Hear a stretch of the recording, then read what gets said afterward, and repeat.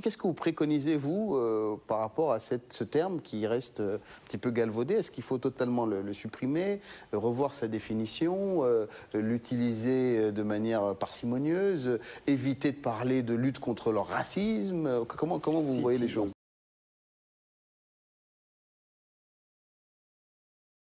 Ce que moi je préconise, mais je pense que c'est de ne pas parler de la race dans le cadre français. Les Américains, ils savent que race, c'est une catégorie statistique. Les Français, bien sûr. Ils disent human race, hein, les Américains. Oui, eh bien, alors n'utilisons pas ça en français. Ce serait plutôt que de faire des notes de bas de page pour dire. Oui. Utilisons le terme, puisque en ce moment, la question, c'est la question de la discrimination raciste et sexiste également. Mais eh bien, ça, c'est vous qui dites. On n'utilise pas le terme discrimination raciste. Oui, mais on devrait plutôt utiliser le terme de discrimination raciste, parce que si on utilise le terme de discrimination raciale, précisément, on s'approprie le terme de race, et précisément, on est en train de dénoncer la race, et on se l'approprie en disant, c'est un petit peu les textes dont on parlait tout à l'heure, la Constitution et autres, de dire il n'y a pas de différence selon la race. Ben, si vous dites selon la race, déjà, vous rentrez dans le dictionnaire du raciste. Donc, il vaut mieux, à mon avis, utiliser des termes qui sont plus clairs, parler de couleur, parce que là, il s'agit de visibilité, de gens qui ont l'épiderme plus foncé ou de gens qui ont l'épiderme plus clair et qui entraînent dans un certain contexte social une inégalité, un rapport de domination. Parce que là aussi c'est un enjeu, c'est-à-dire qu'on pourrait se débarrasser de tous ces termes s'il n'y avait pas de racisme et si les destins n'étaient pas conditionnés par le fait que vous soyez plus ou moins noir. Donc il faut quand même construire des dispositifs, et là on ne sera peut-être pas d'accord, construire des dispositifs qui permettent de lutter efficacement contre la discrimination raciste et sexiste. Moi, lutter contre, je suis d'accord. Lutter pour, attention. Lutter pour favoriser, mais lutter pour massacrer financièrement quelqu'un qui est raciste, allons-y, financièrement.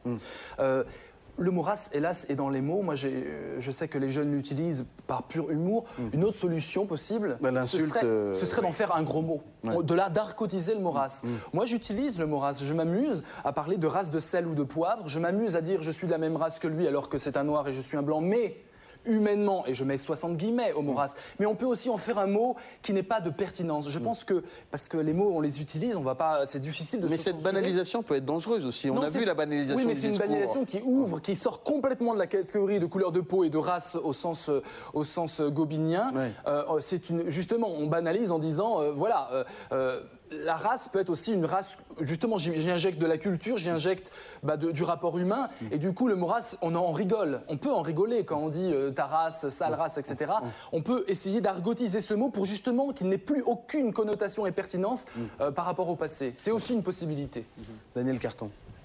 Oui, pour revenir à un domaine que je connais mieux, celui de la politique, il ne faut quand même pas oublier que pendant 20 ans, on a eu dans ce pays un phénomène Le Pen qui a complètement pollué le débat.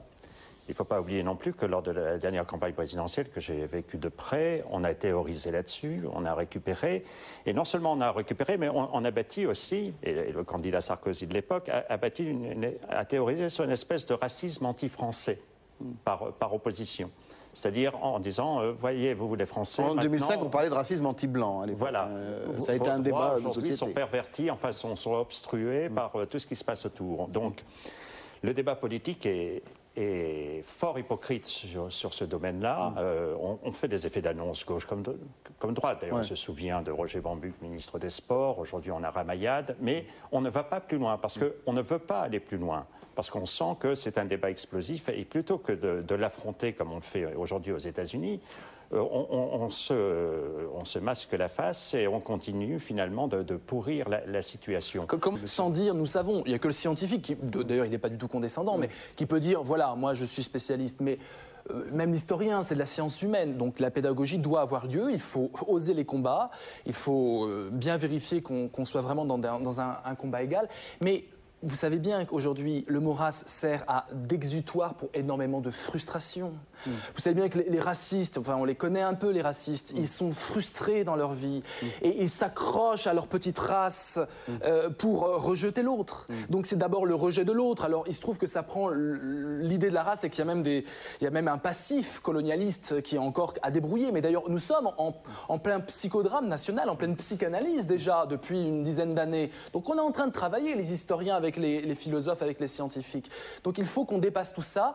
L'autre, il ne s'agit pas de nier sa différence. Il ne s'agit pas non plus de la valoriser et dire surtout garde ta différence. Ça, c'est le mot diversité que je condamne. Le mot diversité est un piège. C'est l'assignation à identité. Reste toi-même, surtout ne sois pas comme moi, puisqu'il faut qu'on ait de la diversité.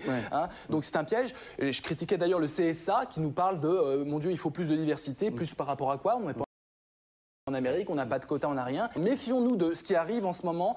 L'hymne à la diversité est un hymne à garder chacun son identité. Le but, on est d'accord là-dessus, c'est ne même pas voir la race. Ne même pas la voir la race, ne même pas prendre en compte ça. D'accord. Un dernier mot, puisqu'on arrive malheureusement à la fin. Rétrospectivement, quand on regarde les tensions qu'il y a eu entre la France et l'Allemagne, quand avec d'autres, on parlait même de race teutonne, enfin, c'était épouvantable. J'ai l'impression qu'on s'accroche à son identité quand on n'a pas de projet. J'ai l'impression qu'on commence à parler d'identité quand on n'a plus rien à dire.